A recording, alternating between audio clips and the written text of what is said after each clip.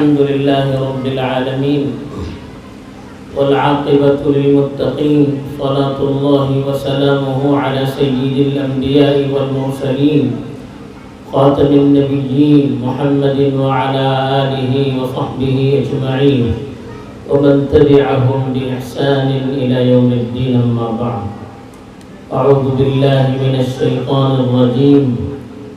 بسم الله الرحمن الرحيم. يا أيها الذين آمنوا كتب عليكم الصيام كما كتب على الذين من قبلكم لعلكم تتقون. صدر جلسہ اسٹیج پر تشریف فرما علماء کرام اور معززین شہر اور یہاں پر موجود میرے دینی اور ایمانی بھائیوں، بزرگوں، دوستوں اور بچوں، رمضان المبارک کی آمد ہے. 2-3 دنوں کے بعد ہم اس مبارک مہینے کا استقبال کرنے والے ہیں اور اللہ کی رحمتوں اور برکتوں سے مستفید ہونے والے ہیں. اس مبارک ماہ کی آمد سے پہلے ہمیں اس کی رحمتوں اور برکتوں سے استفادے کے اپنے آپ کو لائق بھی بنانا چاہیے. رمضان کا مہینہ تو آئے گا اور اپنی پوری برکتوں، رحمتوں اور سعادتوں کے ساتھ آئے گا، لیکن کیا ہم اس کی رحمتوں سے صحیح طور پر فائدہ اٹھا سکیں گے یا نہیں؟ اس میں ہماری اپنی کوششوں اور جذبات کا دخل ہے. انسان اس کے اخلاص کی اللہ کے یہاں قدر ہوتی ہے، اس کے جذبات کی اللہ کے یہاں قدر ہوتی ہے، اندرونی تڑپ اور دلچسپیوں کی اللہ کے یہاں قدر ہوتی ہے. اللہ کے نبی، ان کی بھی دعوت ان لوگوں پر اثر نہیں کر سکی جو دل سے اللہ کے نبی کے فرمان کو قبول کرنے کے لیے تیار نہیں تھے. ہم نے اللہ کے رسول صلی اللہ علیہ وسلم کی سیرت میں کتنے واقعات پڑھے. آپ کے چچا ابو طالب ہوں، ابو لہب ہوں، ابو جہل ہوں، اس طرح کے بڑے بڑے جو کفار کے سرمنہ اللہ کے رسول صلی اللہ علیہ وسلم بار بار ان کے پاس جاتے تھے اور ان کو سمجھاتے تھے.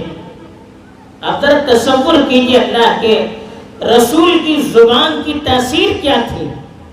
اللہ کی مدد ہر وقت ان کے ساتھ رہتی تھی، لیکن چونکہ سامنے والے قبول کرنے کے لیے تیار نہیں تھے تو اللہ کے رسول صلی اللہ علیہ وسلم کی دعوت، ان کی تڑپ، ان کی محنت، ان کی دعائیں، ان کی نصیحتیں ان پر اپنا اثر نہیں دکھا سکی. تو چیز جب تک قبول کرنے کی اپنے آپ سے صلاحیت پیدا نہ کرے، اللہ کی طرف سے نازل ہونے والی رحمتیں اس کے لیے کارگر نہیں ہو سکتی. ایک ڈبہ ہے، ڈبے کا آپ منہ بند کر رکھیں گے، اس کا ڈھکن اس پر ڈھانپ کر رکھیں گے تو کتنی بھی چیزوں کو اس کے اندر ٹھونسنے کی کوشش کیجئے، چیزیں اندر نہیں جا سکتی کیونکہ ڈبہ بند ہے. ڈبے کو کھولنے کی ضرورت ہے.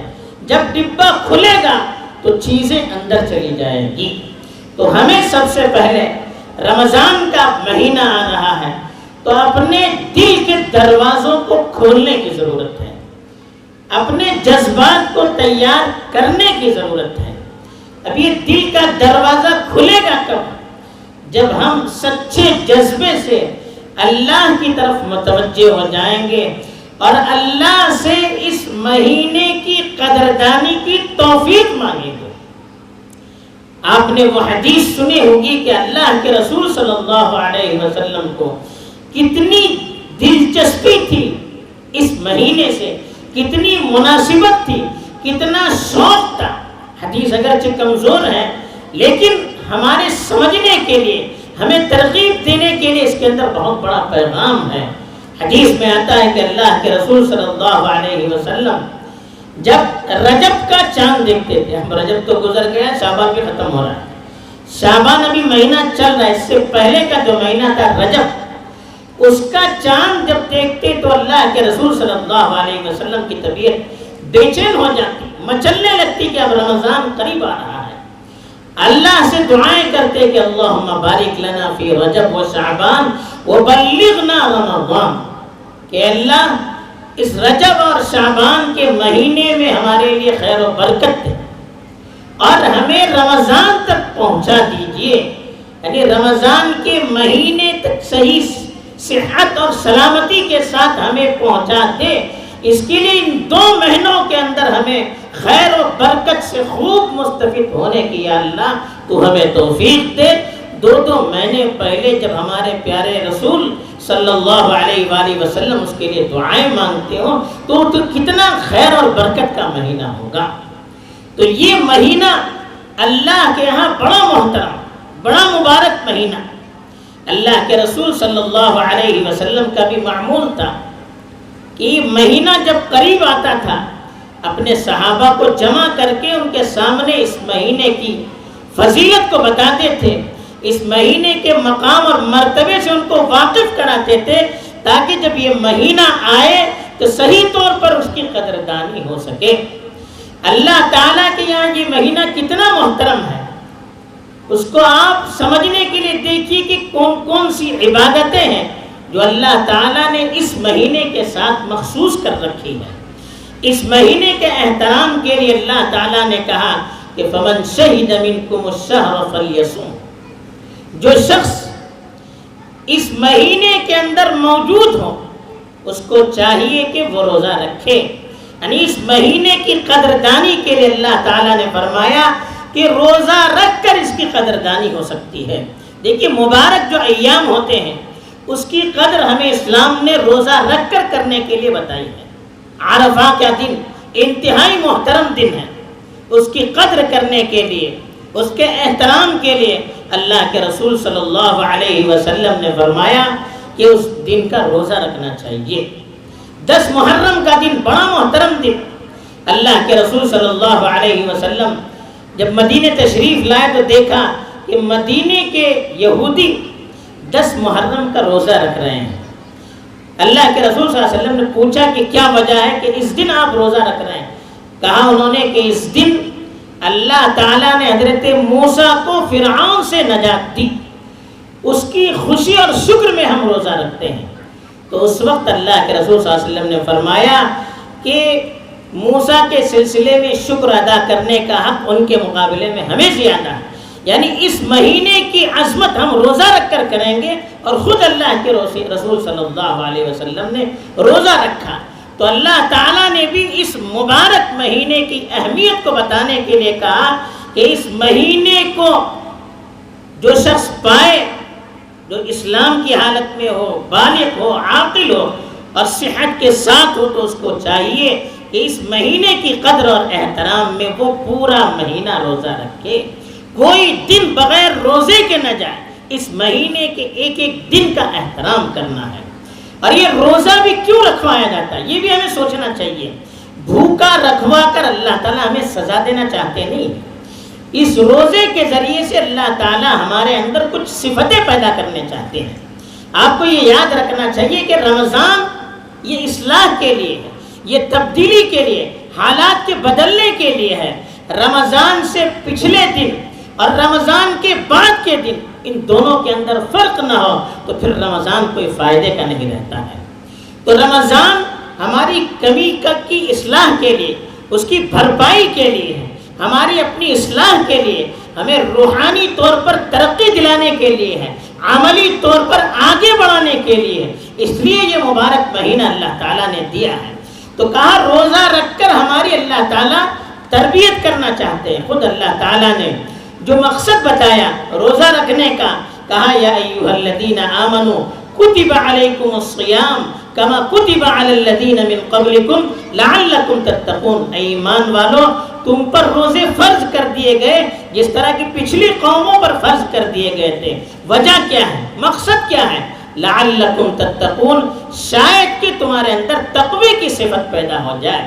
تقوی وہ صفت ہے جو انسان کو خیر کے کاموں پر لے جانے والی ہے۔ آپ قرآن پر غور کریں گے، یہاں علماء کرام بیٹھے ہوئے ہیں، قرآن مجید کا جب ہم مطالعہ کریں گے، اللہ تعالیٰ نے جب بھی کوئی حکم دیا اس طرح کرو یا کسی کام سے روکا کہ ایسا مت کرو، تو اللہ تعالیٰ نے یا تو اس سے پہلے کہا واتقوا اللہ یا اس کے بعد میں کہا واتقوا اللہ۔ یعنی کسی بھی اللہ کے حکم کو پورا کرنا ہے یا اللہ تعالیٰ کی منع کردہ چیز سے ہمیں بچنا ہے تو بغیر تقوی کی صفت کے ہم بچ نہیں سکتے۔ تو یہ تقوی کا مطلب یہی ہے، اتنا ڈر اللہ کا ہمارے دل کے اندر ہو، اتنی عظمت اور ہیبت اللہ تعالیٰ کی ہمارے دل کے اندر ہو کہ ہمیں یہ ہیبت، یہ اللہ کا خوف ہر کام اچھے کام کے کرنے پر ابھارے، اللہ کی اطاعت پر ابھارے اور اللہ کی نافرمانی سے ہمیں دور رکھے۔ یہ جو طاقت بدن کے اندر پیدا ہوتی ہے یہ تقوی کے ذریعے سے پیدا ہوتی ہے۔ روزہ رکھوا کر اللہ تعالیٰ یہ صفت ہمارے اندر پیدا کرنا چاہتے ہیں۔ خالی بھوکا رکھ کر ہمیں تکلیف میں مبتلا کرنا، ہمیں سزا دینا، یہ اللہ کا مقصد نہیں ہے۔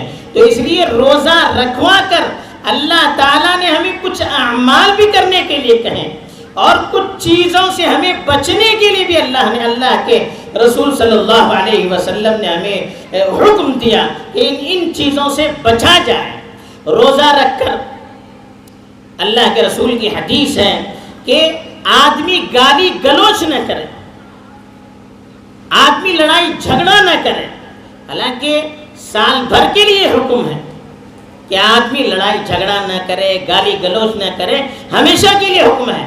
رمضان کے مہینے میں خاص طور پر کہا، اس لیے کہ ایک رمضان کا ایک مہینہ ہمیں اپنے جذبات پر کنٹرول کرنا سکھاتا ہے۔ ایک مہینے تک ہم اپنی زبان کی حفاظت کریں گے، ہم اپنے جذبات پر کنٹرول کریں گے، تو ایک مہینے کے بعد جب رمضان کا مہینہ ختم ہو جائے گا تو باقی جو 11 مہینے ہیں اس میں ہمیں اپنے جذبات پر کنٹرول کرنا آسان ہو جاتا ہے۔ دیکھیے رمضان میں حلال چیز سے روکا، کھانا پینا حلال ہے، اس سے بھی ہمیں دن میں روکا۔ بیوی سے صحبت کرنا حلال ہے، اس سے بھی ہمیں روزے کی حالت میں روکا ہے۔ کیوں؟ یہ جائز چیزوں سے، حلال چیزوں سے اللہ کے لیے ہم اپنے آپ کو بچائیں گے، ایک مہینے تک اس کی پابندی کریں گے تو ایک مہینے کے بعد حرام چیزوں سے بچنا خود ہمارے لیے آسان ہو جائے گا۔ اس لیے دیکھیے اللہ کے رسول صلی اللہ علیہ وسلم نے فرمایا کہ اگر روزہ ہمیں ہے اور کسی نے ہمیں گالی دیا یا کسی نے ہم سے لڑائی جھگڑا کیا تو ہمیں کیا کرنا چاہیے؟ شریعت میں ہمیں یہ حق دیا ہے کہ کوئی ہمیں سزا دیتا ہے، ہمیں کوئی کسی نے ایک لفظ ہمیں برا کہا تو ہم جواب میں اتنا ہی اس کو برا کہہ سکتے ہیں۔ کسی نے ہم سے لڑائی جھگڑا کیا، ایک تھپڑ مارا، بدلے میں ہمیں اتنا ہی اسی طرح کا تھپڑ مار سکتے۔ اس شریعت ہمیں گنجائش دیتی ہے وَإِنْ عَاقَبْتُمْ فَعَاقِبُوا بِمِثْلِ مَا عُوقِبْتُمْ بِهِ، اگر کسی نے تمہیں سزا دی ہے تو تم اتنی ہی سزا اس کو دے سکتے ہو، لیکن وَلَئِنْ صَبَرْتُمْ لَهُوَ خَيْرٌ لِلصَّابِرِينَ، اگر آپ نے صبر کیا، برداشت کیا، اس کو معاف کر دیا تو یہ تو بہت بڑی بات ہے۔ وَلَمَنْ صَبَرَ وَغَفَرَ فَإِنَّ ذَلِكَ لَمِنْ عَزْمِ الْأُمُورِ، جو شخص صبر کرتا ہے، برداشت کرتا ہے، معاف کرتا ہے، یہ تو بہت بلندی کا کام ہے۔ لیکن بدلے کی اجازت ہے، روزے کی حالت میں یہ بھی ہمیں اس سے بھی منع کیا، کہا کہ فَلْيَقُلْ إِنِّي صَائِمٌ، اگر کوئی ہمیں گالی دے یا ہم سے کوئی لڑائی جھگڑا کرے روزے کی حالت میں، ہم سے کہا اس وقت آپ بدلہ نہ دیجئے، اس سے کہیں میں روزے سے ہوں، میں جواب نہیں دے سکتا۔ ہمیں روزہ اپنے جذبات پر کنٹرول کرنا سکھاتا ہے، جذبات کی رو میں بہنے سے ہمیں جذبات روکتا ہے۔ ایک مہینہ کنٹرول کر کے دیکھیں گے تو رمضان کے بعد ہمیں اس پر کنٹرول کرنا آسان ہو جاتا ہے۔ آج سارا مسئلہ اسی جذبات کا ہے۔ پورے معاشرے میں جو لڑائی ہوتی ہے چھوٹی چھوٹی باتوں پر، آدمی جذبات میں آ جاتا ہے، آپے سے باہر ہو جاتا ہے اور پھر وہ چیزیں سامنے آتی ہیں جس کا ایک مسلمان سے ہم تصور نہیں کر سکتے۔ بہرحال یہ روزہ رکھ کر ہمیں یہ ایک صفت کنٹرول کی اپنے اوپر سکھائی جاتی ہے۔ اور بھوکا رہتا ہے آدمی تو یہ کھانا کیا ہے؟ مادیت ہے، یہ جسم ہے، انسان کے اندر روح ہے، دو چیزیں ہیں۔ انسان کے لیے روح کی بھی ضرورت ہے، جسم کی بھی ضرورت ہے. کھائیں گے تو جسم کو طاقت ملتی ہے، اور جسم کی جو طاقت ہوتی ہے وہ دنیا ہے. دنیا پیٹ میں جائے گی، دنیا کی ہوس بڑھے گی، شیطان کے لیے راستے کھل جائیں گے، جذبات شہوانیت بھڑک اڑتی ہے کیونکہ دنیا پیٹ کے اندر جاتی ہے. تو روزہ رکھ کر اپنے نفس کو دبایا جاتا ہے. آدمی بھوکا رہتا ہے تو پھر جسمانی طاقت کمزور ہو جاتی ہے، اور روزہ رکھ کر آدمی ذکر و اذکار کرتا ہے، تلاوت کرتا ہے، اللہ کو راضی کرنے والے کام کرتا ہے تو روحانی پاور بڑھ جاتا ہے. تو شیطانی نفس دبے گا، روحانیت ابھرے گی، تو پھر خیر کے دروازے ہمارے لیے کھل جاتے ہیں. تو روح جو ہماری دبی اور کچلی ہوئی ہے، 11 مہینے کھا کر اللہ سے غفلت برت کر اور دنیا دنیا کہہ کر ہم نے اپنی روحانی طاقت کو کمزور کر دیا ہے، جسمانی طاقت کو ہم نے بہت مضبوط کر دیا ہے، شیطانی طاقت کو ہم نے مضبوط کر دیا ہے. اس کی وجہ سے روح اتنی دب گئی ہے کہ اچھے اعمال کے لیے ہمیں طاقت اور وہ جذبہ پیدا نہیں ہوتا ہے. اذان ہوتی ہے، اٹھنے کی توفیق نہیں ہوتی ہے، اللہ اور اللہ کے رسول صلی اللہ علیہ وسلم کی باتیں سنتے ہیں لیکن عمل کا جذبہ پیدا نہیں ہوتا ہے. وجہ کیا ہے؟ دنیا کی اور شیطان کی طاقت نے اس روح کو دبا دیا ہے، جس روح کی طاقت کی وجہ سے ہمیں اچھے اعمال کے لیے جذبہ اور حوصلہ ملتا تھا. تو یہ بھوکا رکھ کر ہماری اس جسمانی طاقت کو اللہ تعالیٰ کمزور کرنا چاہتے ہیں، اور روزے میں جو اعمال کرنے کے لیے کہے گئے ان اعمال کے ذریعے سے یہ روحانی پاور ہمارا بڑھا دیا جاتا ہے تاکہ شیطانی طاقت کمزور ہو جائے، روحانی اور فرشتوں کی جو طاقت ہے وہ طاقت مضبوط ہو جائے، اور پھر گناہوں سے ہمیں مقابلہ کرنا آسان ہو جائے. جسم جیسے طاقتور ہوتا ہے تو پھر ظاہری جو ہمارے دشمن ہوتے ہیں ان سے مقابلہ کرنا آسان ہو جاتا ہے. بیماریاں ہوتی ہیں اس کا مقابلہ کرنا آسان ہو جاتا ہے. لیکن جسم کمزور ہو جائے تو پھر دشمن کا مقابلہ بھی مشکل اور مرض اور بیماری کا مقابلہ بھی مشکل ہو جاتا ہے. یہی صورتحال ہماری روح کی ہے. روح جب کمزور ہو جاتی ہے، روح کی طاقت جب چلی جاتی ہے تو پھر شیطانی طاقت کے مقابلے کی ہمارے اندر ہمت نہیں ہوتی. ہم شیطان کا مقابلہ نہیں کر سکتے، ہم نفس کا مقابلہ نہیں کر سکتے، ہم جذبات کا مقابلہ نہیں کر سکتے، ہم غلط طاقتوں کا مقابلہ نہیں کر سکتے، ہم ہوس کا مقابلہ نہیں کر سکتے. کیوں؟ ہماری روح کی طاقت کمزور ہو چکی ہے. اب اس روح کی طاقت کو ہمیں بڑھانا ہے.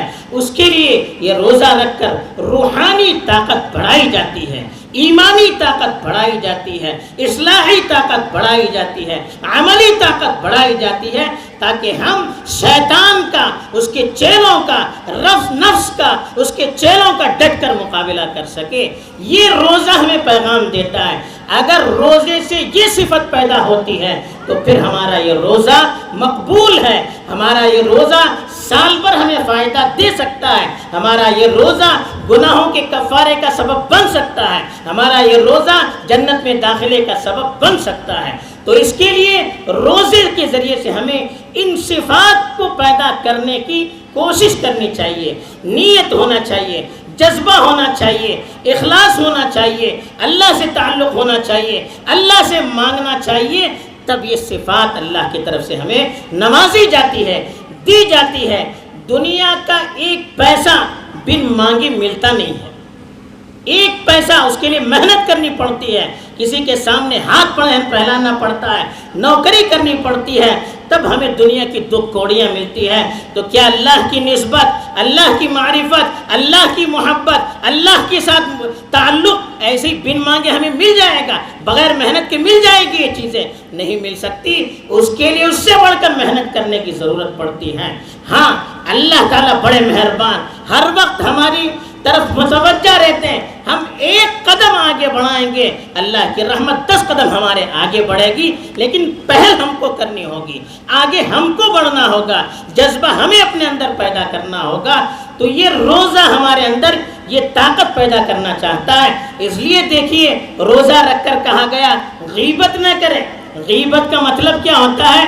روزہ گزارنے کے لیے، رمضان کے ایام کو گزارنے کے لیے سب سے بہترین چیز کیا ہے؟ یہ غیبت. 4 آدمی بیٹھ گئے، اس کی باتیں اس کی باتیں اس کی باتیں شروع کر دی. وہ ایسا ہے، یہ ایسا ہے، تو اسی گن ہو اسی گن ہو اسی گن. اپنے کو تو دیکھتے نہیں، ساری دنیا کا جائزہ لیتے ہیں. تو اس کو غیبت کہتے ہیں. کسی کی پیٹھ پیچھے ایسی بات کرنا جس سے اس کو تکلیف ہو. اب یہ روزہ وقت گزاری کے لیے روزے کی حالت میں ذریعہ بن جاتا ہے. اور یہ غیبت ایسی چیز ہے، قرآن نے اس کو کہا مرے ہوئے بھائی کے گوشت کے کھانے کی طرح. اَيُحِبُّ أَحَدُكُمْ أَن يَأْكُلَ لَحْمَ أَخِيهِ مَيْتًا فَكَرِهْتُمُوهُ. اللہ پوچھتے ہیں تم میں سے کسی کو یہ پسند ہے کہ وہ اپنے مردار بھائی کا گوشت کھائیں؟ فَكَرِهْتُمُوهُ، یہ تو تمہیں پسند نہیں ہے، اور غیبت کرنا پسند ہے. اللہ یہ کہنا چاہتے ہیں کہ غیبت کرنا اور ایک مردار بھائی کا گوشت کھانا یہ دونوں برابر ہیں. تو اس لیے غیبت جو روزے کے دن کے اندر، روزے کے زمانے میں وقت گزاری کا جو بڑا ذریعہ ہے، اس سے ہمیں بچنا چاہیے. اس سے نیکیاں ختم ہو جاتی ہیں. نیکیاں کرنا آسان ہے، لیکن نیکیوں کی حفاظت یہ بڑی مشکل ہے. جیسے پیسہ کمانا آسان ہے لیکن حفاظت بڑی مشکل ہے. نیکیاں کرنا آسان ہے، اس کی حفاظت مشکل ہے. یہ جو گناہ ہوتے ہیں نا، یہ ہماری نیکیوں کو کھا جاتے ہیں. اس کی مثال دیکھیے، کوئی ٹنکی رہتی، پانی کی ٹنکی ہے، اوپر سے آپ موٹر چلائے ہوئے ہیں، پائپ سے پانی ٹنکی کے اندر جا رہا ہے اور نیچے سے بڑا سوراخ ہے ٹنکی کے، تو جتنا پانی جاتا ہے وہ نیچے سے باہر آتا ہے. اب وہ ٹنکی بھرے گی کبھی؟ کتنا پانی ڈالیے 5 منٹ کے اندر ٹنکی خالی ہو جائے گی. کیوں؟ نیچے سوراخ ہے جو پانی کی حفاظت میں رکاوٹ بن رہا ہے. تو یہ جو گناہ ہے یہ ٹنکی کے اندر سوراخ کی طرح ہے. جتنے نیک اعمال ہم کریں گے یہ گناہ اندر اندر سے ہمارے سارے اعمال کو ضائع کر دیں گے. آپ نے حدیث سنی ہوگی، اللہ کے رسول صلی اللہ علیہ وسلم نے صحابہ سے ایک مرتبہ پوچھا کہ تمہیں معلوم ہے کہ مفلس کون ہے؟ صحابہ نے کہا کہ مفلس ہم تو اس کو سمجھتے ہیں جس کے پاس پیسہ نہیں ہے. اللہ کے رسول صلی اللہ علیہ وسلم نے فرمایا میری امت کا مفلس وہ نہیں ہے. میری امت کا مفلس تو وہ شخص ہے جو ڈھیر ساری نیکیاں لے کر میرے دربار میں حاضر ہوگا، لیکن دنیا میں کسی کو گالی دیا ہوگا، کسی کی غیبت کیا ہوگا، کسی کا مال ہڑپ کیا ہوگا، کسی کی جائیداد دبائی ہوگی، وراثت کو تقسیم نہیں کیا ہوگا، کسی کا حق مارا ہوگا، کسی کا قرض لے کر اس کو ستایا ہوگا، تکلیف دیا ہوگا. ایسا شخص جب قیامت کے دن اللہ کے دربار میں حاضر ہوگا تو سامنے والی جو پارٹی ہے جس کو اس نے تکلیف دی، ان سے کہا جائے گا کہ جتنی آپ کو اس نے تکلیف دی ہے اتنی نیکیاں لے لیجیے. اب اس کی نیکیاں ان کو دی جائے گی.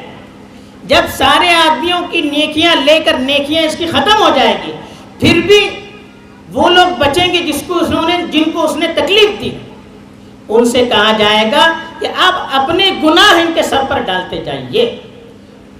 اب اس کی نیکیاں تو ختم ہو گئی، اب ان کے گناہ اس کے سر پر ڈال دیے جائیں گے. تو وہ آدمی جو ڈھیر ساری نیکیاں لے کر آیا تھا، اپنی بدعمالی کی وجہ سے، لوگوں کی غیبت کرنے کی وجہ سے، ان کو ستانے اور تکلیف دینے کی وجہ سے، ان کے حقوق کو دبانے کی وجہ سے، اللہ تعالیٰ ساری نیکیاں اس کی نیکیاں دوسروں کو دے دیں گے اور ان کے گناہ اس پر ڈال دیے جائیں گے. یہ آدمی مفلس ہے اس امت کا. تو آج ہم اپنے اعمال کا ذرا جائزہ لیں. ہم کس کے لیے کوشش کر رہے ہیں؟ اپنی ترقی کے لیے کوشش کر رہے ہیں یا آخرت میں ہم اپنے آپ کو کنگال بنانے کے لیے کوشش کر رہے ہیں؟ تو اس لیے یہ غیبت ہے، اس سے بھی رمضان کے مہینے میں روکا گیا، اس لیے کہ یہ چیزیں اعمال کو کھانے والی ہیں، ثواب کو کھانے والی ہیں، اور اس کے ذریعے سے روزے کے جو اصل مقاصد ہیں وہ حاصل نہیں ہوتے. آج دیکھیے ہم میں سے ہر ایک رمضان کے مہینے میں روزے رکھتا ہے، لیکن رمضان کے بعد ہمارے اندر وہ کیفیات باقی نہیں رہتی ہے جو کیفیات روزے سے مقصود ہے. تقوی کی صفت باقی نہیں رہتی ہے. رمضان سے پہلے کی جو زندگی تھی رمضان کے بعد بھی اسی طرح کی زندگی رہتی ہے. رمضان میں داڑیاں آتی ہیں، ٹوپیاں آتی ہیں، رمضان جاتے ہی یہ ساری چیزیں بھی اس کے ساتھ رخصت ہو جاتی. کیا مطلب ہے؟ رمضان ہمارے دل پر اثر نہیں کر پایا، رمضان نے ہماری زندگی کے اندر تبدیلی نہیں لائی، رمضان سے ہماری روح میں انقلاب پیدا نہیں ہوا، رمضان سے ہماری روح کی بیٹری چارج نہیں ہوئی.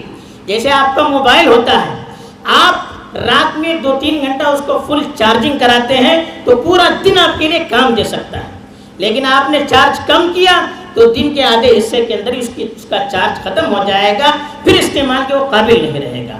ایسے ہی رمضان کا مہینہ ہمارے لیے چارج کرنے کا ہے. پورا مہینہ صحیح طور پر اگر ہم نے اپنی بیٹری کو چارج کیا ہوگا، روحانی بیٹری کو، تو سال بھر اس کا پاور اور اس کی طاقت کو ہم محسوس کریں گے اپنے اعمال کے اندر، اپنے جذبات کے اندر، اپنی فکروں کے اندر، اپنی دنیاوی زندگی کے اندر، اپنے گھریلو زندگی کے اندر، ہر چیز میں ہم اس کے اثرات کو محسوس کریں گے۔ تو یہ روزہ رکھ کر ہمیں اپنے اندر کچھ چیزیں پیدا کرنی ہیں، اسی لیے روزہ رکھ کر کہا گیا قرآن کی تلاوت کثرت سے کیجیے، اس لیے کہ رمضان کے مہینے میں قرآن نازل کیا، شہر رمضان الذی انزل فیہ القرآن، اللہ نے جو رمضان کا تعارف کیا وہ اس لیے اس طرح سے کیا کہ یہ وہ مہینہ ہے جس میں قرآن نازل ہوا، یعنی اس کی اہمیت بتانے کے لیے کہ قرآن جیسا کلام جو مخلوق نہیں ہے، اللہ کی ذات سے تعلق ہے اس کا، وہ کلام اس دنیا میں اسی مہینے میں نازل ہوا، اس سے اس کی آپ کو اہمیت معلوم ہوگی اس مہینے کی۔ تو اللہ نے اپنے کلام کے لیے جو مہینہ منتخب کیا ہوگا وہ کتنا مبارک اور کتنا مقدس اور محترم مہینہ ہوگا۔ تو اس مہینے میں قرآن کی تلاوت کریں گے تو دل کے اندر نورانیت پیدا ہوگی، اللہ تعالیٰ کا جو کلام ہے اس کے جو الفاظ ہیں وہ نور ہے، دل کے اندر نورانیت آئے گی۔ جب دل کے اندر نورانیت آئے گی تو گندگیاں خود بخود دور ہو جائیں گی، دل منور ہو جائے گا، روح منور ہو جائے گا، نفس کی تاریکی ختم ہو جائے گی۔ تو قرآن کی بار بار تلاوت کرنے کے لیے کہا گیا، ہر وقت قرآن پڑھتے رہیے اور قرآن کو سمجھنے کی بھی کوشش کیجیے۔ قرآن کی ایک تو الفاظ ہے اس کو بھی پڑھنا ہے، ہر لفظ پر 10 نیکیاں ملتی ہیں، اس کے ساتھ ساتھ قرآن ایک سمجھنے کی کتاب ہے، پڑھنا بھی ایک عبادت ہے، اس کو سمجھنا بھی ایک عبادت ہے۔ تو رمضان کے مہینے میں ہم کوشش کریں کہ قرآن کا جو مطلب ہے اس کو سمجھیں، اردو میں، انگریزی میں، نوایتی میں تفسیریں اور ترجمے کے قرآن ملتے ہیں، آپ اپنے علماء سے پوچھ کر اس کا مطالعہ کریں، اپنی مرضی سے نہ کریں۔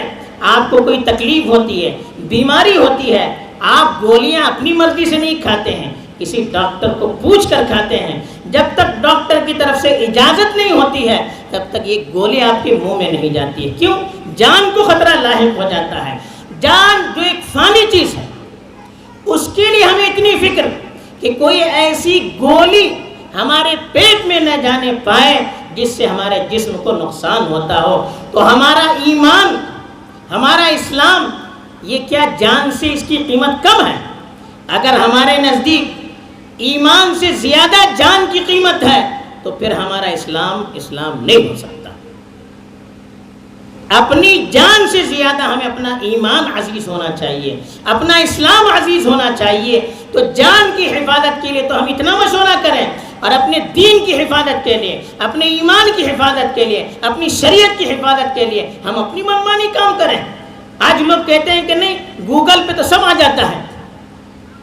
اب گوگل کا گو سے بنایا ہوا، اس کے اندر ہر چیز آتی ہے، اچھی بری سب ہے اس کے اندر۔ اب اس میں کون لکھنے والا ہے؟ صحیح لکھنے والے ہیں، غلط لکھنے والے ہیں۔ اسلام کے نام سے جو سائٹ چلانے والے ہیں اس میں غیر مسلم بھی ہے، یہودی بھی ہے، عیسائی بھی ہے، قادیانی بھی ہے، شیعہ بھی ہے، اور وہ لوگ بھی ہیں جن کے عقائد بالکل اسلام کے مخالف ہیں۔ ان سب کے سیٹس اسلام کے نام سے، ہمیں کیا پتا کون ہے وہ؟ ہم تقریریں سنتے کون ہے وہ؟ اپنے علماء سے پوچھ لیجئے۔ آپ اپنے ایمان کی سلامتی چاہتے ہیں، اپنے اسلام کی سلامتی چاہتے ہیں، اپنی شریعت کی سلامتی چاہتے ہیں، اپنے سماج کی سلامتی چاہتے ہیں، تو آپ کو اپنے مقام کے علماء کی قدر کرنی ہوگی۔ جو قوم اپنے مقام کے علماء کی قدر نہیں کرتی پھر اللہ کی رحمت اس کی طرف متوجہ نہیں ہوتی ہے۔ علماء کی ناقدری سے اللہ کا عذاب آتا ہے، علماء کی ناقدری سے معاشرے کے اندر انتشار اور اختلافات پیدا ہوتے ہیں، علماء کی ناقدری سے جہالت اور بدعتوں کا جنم لینا یقینی ہو جاتا ہے، علماء کے احترام کے نہ کرنے سے معاشرہ ذلیل اور رسوا ہو جاتا ہے، دشمن اللہ تعالیٰ اس پر مسلط کیے جاتے ہیں۔ آپ تاریخ پڑھیے، نبیوں کی جنہوں نے قدر نہیں کی وہ تباہ ہو گئے۔ علماء نبیوں کے وارث ہیں، اگر ہم علماء کی قدر نہیں کریں گے، دین کے سلسلے میں ان کے مشوروں کو نہیں مانیں گے، ان کے سامنے اپنے سر کو نہیں جھکائیں گے، تو پھر ہمارے اور پھر فرعون اور شداد کے درمیان کوئی فرق نہیں ہو سکتا۔ تو ہمیں اپنے علماء کی قدر کرنی چاہیے. دین کے معاملے میں ان کے سامنے، آپ کا بیٹا کیوں نہ ہو، دین کے معاملے میں ہمیں اس کے سامنے سر جھکانا چاہیے. ایک نائی کے سامنے اپنا سر جھکاتے ہیں، علماء کے سامنے سر جھکانے میں ہماری انا ہماری رکاوٹ ڈالتی ہے. یہ شیطان کی علامت ہے. شیطان کو جب اللہ نے کہا آدم کے سامنے سجدہ کرو، اس نے اللہ سے بحث کیا اور کہا اس آدم کو جس کو آپ نے مٹی سے بنایا ہے، خلقتنی من نار وخلقتہ من طین، اس آدم کو جس کو آپ نے مٹی سے بنایا اس کے سامنے میں سجدہ کروں، مجھے تو آپ نے آگ سے بنایا ہے. آگ اوپر کو جاتی ہے، مٹی نیچے کو آتی ہے، آگ مٹی کو جلاتی ہے. یہ اس نے اپنا فلسفہ اللہ کے سامنے جھاڑنا شروع کر دیا، اپنی برتری اور فضیلت کو بتانا شروع کیا اور اللہ کے فیصلے پر اس نے اعتراض کیا. نتیجہ یہ ہوا کہ وہ راندے درگاہ ہو گیا. اللہ نے جنت سے اس کو نکال دیا. کیوں؟ آدم کے سامنے اس نے سجدہ نہیں کیا. اس کو بڑاپن، اس کا نفس اس کے آڑے آ گیا اور وہ ہمیشہ کے لیے اللہ کی رحمت سے دور ہو گیا. تو یہ ہمارا نفس ہوتا ہے، ہمارا تکبر ہوتا ہے، ہمارا عہدہ ہوتا ہے، ہمارا بڑاپن ہوتا ہے جو ہمیں علماء کے سامنے جھکنے سے مانع بنتا ہے. یہ شیطان کی صفت ہے جو ہمیں علماء کے سامنے سر جھکانے سے روکتی ہے. تو یاد رکھیے، اگر ہماری انا ہمیں علماء کے حکم کو ماننے سے روکتی ہے تو ہمارے اور شیطان میں کوئی فرق نہیں ہے. اسراف کرنے والوں کے بارے میں اللہ نے کہا ان المبذرین کانوا اخوان الشیاطین، جو اسراف کرنے والے ہیں وہ شیطان کے بھائی ہیں. ایسے ہی جو تکبر کرنے والے ہیں وہ بھی شیطان کے بھائی ہیں، اس لیے کہ تکبر وہ صفت ہے جو شیطان کے اختیار کرنے کی وجہ سے ہمیشہ کے لیے وہ ذلیل ہو گیا. تو یہ قرآن کا مطالعہ کیجئے، تفسیریں پڑھیے، لیکن اپنے مقامی علماء سے پوچھ کر پڑھیے. نہیں ہم سعودیہ کے علماء کے پوچھتے ہیں، وہاں کے علماء سے پوچھتے ہیں، ان کو کیا معلوم آپ کے بارے میں. آپ اپنے فیملی ڈاکٹر کے پاس، جس کے پاس ہمیشہ جاتے ہیں، اس کے پاس جائیں گے تو وہ جلدی آپ کا مرض سمجھے گا، یا کسی دوسرے ڈاکٹر کے پاس جائیں گے تو وہ مرض سمجھے گا. اس کے لیے تو پورا پروسیجر نئے سے کرنا پڑے گا، اور آپ کا جو فیملی ڈاکٹر ہوگا دیکھتے ہی سمجھ جائے گا کہ اس کا مرض یہ ہے، اس لیے کہ وہ ہمیشہ سے آپ کو دیکھتا آ رہا ہے. تو ایسے ہی شریعت کے معاملے میں علماء ہمارے لیے فیملی ڈاکٹر کی طرح، اپنے مقامی علماء وہ ہماری نفس کو سمجھتے ہیں، وہ ہماری کمزوریوں کو سمجھتے ہیں، وہ ہمارے ماحول کو سمجھتے ہیں، یہاں کے حالات کو سمجھتے ہیں. اس وقت کیا فیصلہ کرنا چاہیے، اس کا فیصلہ وہ کر سکتے ہیں، باہر رہنے والے بڑے بڑے علماء نہیں کر سکتے، اس لیے کہ ان کو یہاں کی معلومات نہیں ہے. تو مقامی چیزوں کے سلسلے میں مقامی علماء سے ہمیں رجوع کرنا پڑے گا. تو اس لیے تفسیر پڑھیے، لیکن اپنے علماء کے مشوروں سے پڑھیے، ان سے پوچھیے کہ کون سی تفسیر ہمارے لیے مناسب ہے، کون سا ترجمہ ہمارے لیے مناسب ہے، کون سی کتاب قرآن کو سمجھنے کے لیے ہمارے لیے معین بن سکتی ہے. یہ ان سے مشورہ کیجئے، ان سے پوچھیے، پھر قرآن کا مطالعہ کیجئے. اسی طرح کے رمضان کے مہینے میں دعائیں خوب کیجئے. اللہ تعالیٰ اس مہینے میں خوب دعاؤں کو قبول کرتے ہیں. ویسے بھی جب بھی آپ جذبے سے، دل سے اللہ کے سامنے دعا کریں گے، اللہ قبول کریں گے. خاص طور پر رمضان کے مہینے کے سحری کے وقت میں دعا قبول ہوتی ہے، افطاری کے وقت میں دعا قبول ہوتی ہے. اور حدیث میں یہ بھی آتا ہے ہر نماز کے بعد ایک دعا قبول ہوتی ہے. یہ بھی آتا ہے اذان اور اقامت کے درمیان دعائیں قبول ہوتی ہے. اللہ سے مانگنے میں ہمیں شرمانا نہیں چاہیے. دنیا والوں سے مانگیں گے، دنیا والے ناراض ہو جاتے ہیں، لیکن اللہ سے نہیں مانگتے ہیں تو اللہ ناراض ہو جاتے ہیں. ان الذین یستکبرون عن عبادتی سیدخلون جہنم داخرین. اللہ نے کہا جو مجھ سے دعا کرنے سے، میرے سامنے جھکنے سے تکبر کرتا ہے، اس کو اختیار نہیں کرتا، وہ ذلیل ہو کر جہنم میں جائے گا. تو اس لیے اللہ تعالیٰ مانگنے سے خوش ہوتے ہیں، اللہ تعالیٰ گڑ گڑانے سے خوش ہوتے ہیں. یہ ہماری جو صفت ہے، اپنے آپ کو اللہ کے سامنے بے بس کر دینا، ذلیل کر دینا، کمتر کر دینا، یہ صفت اللہ کو مطلوب ہے. اس سے بندے کی وہ ترقی ہوتی ہے، بڑے بڑے اعمال سے بندے کی اتنی ترقی نہیں ہو سکتی. تو یہ رمضان کے ایام میں خوب دعائیں کیجئے. ہر نماز کے بعد 2 منٹ دعا کریں گے تو 10 منٹ آپ کی دعائیں ہو جائیں گی. اذان اور اقامت کے درمیان 2 منٹ کریں گے, یہ 10 منٹ, وہ 10 منٹ, 20 منٹ ہو جائیں گے. سحری سے پہلے 5 منٹ, افطاری سے پہلے 5 منٹ, اس طرح سے دعائیں کریں گے تو آدھا گھنٹہ اللہ سے دعاؤں میں گزرے گا, اور اس سے بڑھ کر ایمان کو بڑھانے کے لیے کوئی طاقت نہیں ہو سکتی. دعا کا مطلب ڈائریکٹ اللہ سے باتیں کرنا ہے. ڈائریکٹ اللہ سے باتیں کریں گے تو جتنی اللہ سے نسبت ہماری مضبوط ہو جائے گی, اللہ سے تعلق جتنا مضبوط ہو جائے گا, اللہ سے جتنی قربت ہو جائے گی, کسی اور چیز سے اتنی قربت نہیں ہو سکتی. اسی لیے کہا الدعاء مخ العبادہ. دعا کیا ہے؟ عبادتوں کا مغز ہے, گودا ہے. جیسے ہڈی کا گودا ہوتا ہے جس میں سب سے زیادہ طاقت ہوتی ہے, ایسے دعا ساری عبادتوں کا مغز ہے, اس کا گودا ہے جس کے اندر سب سے زیادہ طاقت ہوتی ہے, پاور ہوتا ہے. تو رمضان کے مہینے میں خوب ہمیں اللہ سے دعا کر کر کے اپنے لیے بھی, اولاد کے لیے, والدین کے لیے, اپنے رشتہ داروں کے لیے, اپنے علاقے والوں کے لیے, پورے مسلمانوں کے لیے, بلکہ غیر مسلم بھائیوں کے لیے بھی اللہ سے گڑ گڑا کر ہمیں مدد مانگنی چاہیے, نصرت مانگنی چاہیے, سلامتی مانگنی چاہیے, اور حالات کی تبدیلی کے لیے دعا کرنا چاہیے. دیکھیے حالات میں تبدیلی کب آئے گی؟ جب ہم خود بدلیں گے. ہم نہیں بدلیں گے, خالی زبان سے کہتے رہیں گے, حالات بدلتے نہیں ہیں.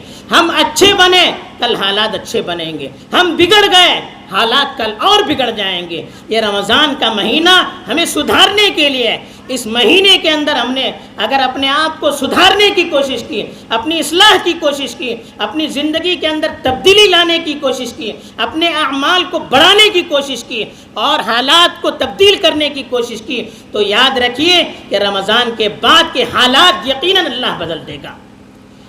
اس خوف کو اللہ تعالیٰ امن سے بدل دیں گے جب ہم نے اپنے آپ کو اللہ کے بتائے ہوئے احکام کے مطابق بدل دیں گے. تو یہ رمضان کے اعمال ہیں, اس کو کرنا ہے. اور ایک اور چیز رمضان میں صدقہ اور خیرات کرنا ہے. صدقہ اور خیرات کرنے میں ثواب بھی ہے. عام ایک آدمی 1 روپیہ صدقہ کرتا ہے, 700 روپیہ صدقے کا ثواب ملتا ہے, لیکن رمضان میں کیا ثواب ملتا ہے اس کو ہم سوچ نہیں سکتے. ثواب ملنا یقینی, اور سب سے بڑھ کر یہ ہے مال کے خرچ کرنے سے مال کی محبت دل سے نکل جاتی. یہ اصل ہے. دنیا میں فساد کی جو جڑ ہے وہ مال کی محبت. باپ بیٹے کی لڑائی مال کے لیے, بھائی بھائی کی لڑائی مال کے لیے, رشتہ داروں میں لڑائی مال کے لیے.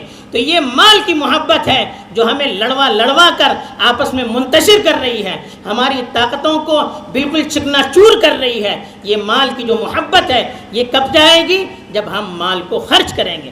رمضان کے مہینے میں اللہ کے رسول صلی اللہ علیہ وسلم کے بارے میں آتا ہے, یوں تو بڑے سخی تھے, لیکن رمضان کے مہینے میں اتنی سخاوت کرتے تھے جیسے تیز و تند آندھی چلتی ہے. آندھی چلے تو کتنی ہوا چلے, کتنی تیز چلے ہمیں معلوم نہیں پڑتا. ایسے بے انتہا خرچ کرتے تھے, بار بار خرچ کرتے تھے کہ بے حد و حساب. تو یہ رمضان کا مہینہ اس صفت کو اپنانے کا بھی ایک ذریعہ ہے جو تقوی کے حاصل کرنے میں معاون ہوتا ہے. تو اس لیے رمضان کے مہینے میں اپنے محتاجوں میں تقسیم بھی خوب کیجیے.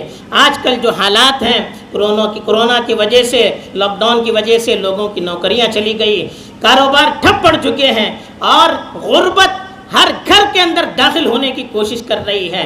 ایسے حالات میں جب ہم اپنے علاقوں کا جائزہ لے کر ایسے گھروں کو اپوائنٹڈ کریں گے جہاں کے لوگوں کی ضرورتیں زیادہ ہیں, اور خفیہ طور پر ان کو پہنچائیں گے, اس وقت ان کی جو دعائیں نکلیں گی ہم سوچ نہیں سکتے. تو اس کے لیے بھی ہر محلے والے کوشش کریں کہ اپنے اپنے علاقے کے لوگوں کی فکر کریں, اور ان تک رمضان سے پہلے راشن پہنچائیں. عید کا کچھ ان کو عید کی کچھ ہم اسباب ان کو مہیا کریں, تاکہ ان کی فکر جب چلی جائے گی دل سے دعائیں نکلے گی, محبت بھی بڑھے گی, رحمت بھی اللہ کی بڑھے گی, اور پھر اس کی وجہ سے جو ہماری ترقی ہوگی ہم سوچ نہیں سکتے. بہرحال رمضان کا مہینہ ان ساری چیزوں کی ہمیں دعوت دیتا ہے, اپنی اصلاح کی دعوت دیتا ہے, اور اپنی اندر تبدیلی پیدا کرنے کی دعوت کرتا ہے. آج اگر ہم سچا عزم کریں گے, اور اللہ کے دربار کو کھٹکھٹائیں گے، اللہ کے سامنے بھیک مانگیں گے اور اللہ کے سامنے وعدہ کریں گے کہ یا اللہ یہ مہینہ جب آئے گا تب ہم اپنے آپ کو اس کے لیے تیار کریں گے اور اس کی رحمت اور برکتوں سے مالا مال ہونے کی کوشش کریں گے۔